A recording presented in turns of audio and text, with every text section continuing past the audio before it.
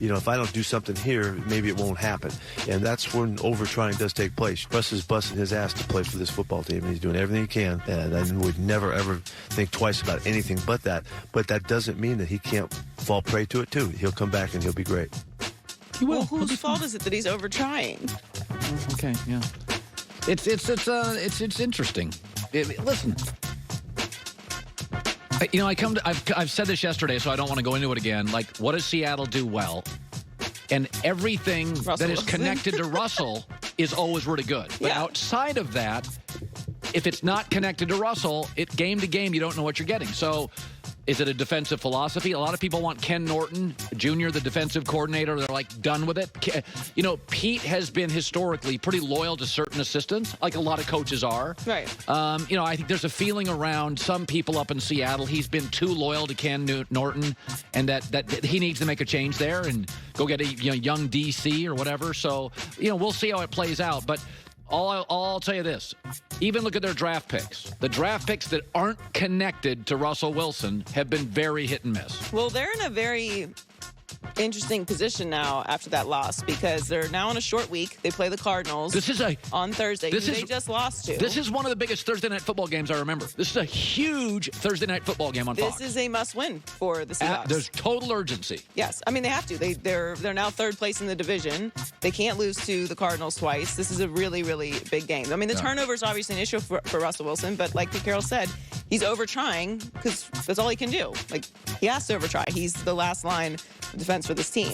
So Drew Brees will miss some time after suffering multiple rib fractures and a collapsed right lung. The most optimistic timetable for his return is 2 to 3 weeks, but the Saints are preparing for it to be a bit longer. Brees is trying to remain positive about his situation. He posted a picture on Instagram with his 3 children tending to him, with the caption, "Who Dat Nation, I got the best medical team in the world. We'll be back in no time," which is very cute. And he's using that breathing exercise machine. He has a total of 5 fractured ribs. Oh, jeez. And 3 of the broken ribs actually came the week prior against the Bucks.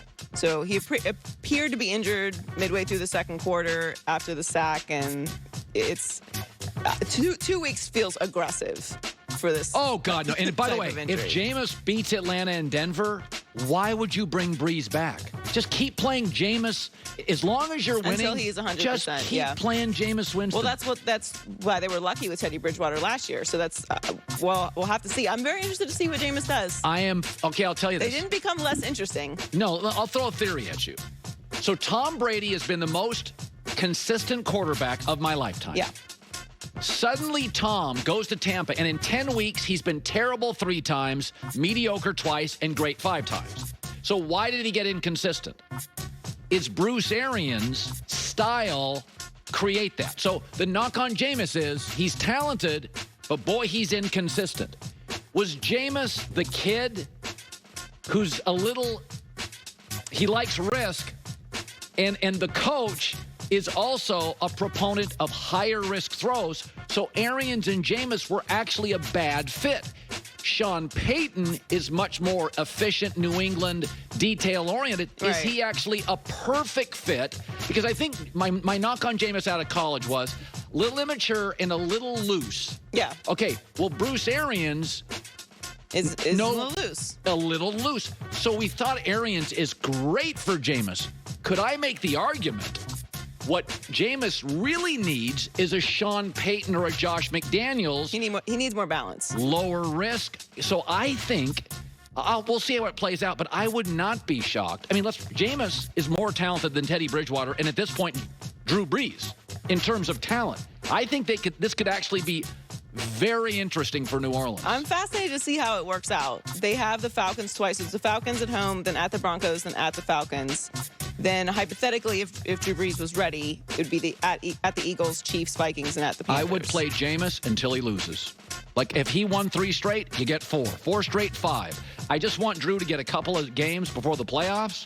I would play Jameis throughout. I mean, that's the most ideal. I mean, even if Jameis loses one, like that's the most ideal situation for them. Yeah. You want Drew Brees 100% for the playoffs. But this is an audition for Jameis Winston, possibly for the starting position for next year if Drew Brees retires. Yeah, enjoy the news. Well, that's the news. And thanks for stopping by. The Herd Lie News. No, it is like I'm a cautious kid. Like when I was a kid, I wasn't a huge risk taker. So it was okay if my parents were a little loose. But I've seen kids who are crazy. They needed a stricter parent. Jameis may have the perfect stricter parent. It may be Sean Payton. I'm fascinated to watch this. Peter King joining us now, NBCSports.com, brought to you by Mercedes-Benz, the best or nothing. I wouldn't be shocked.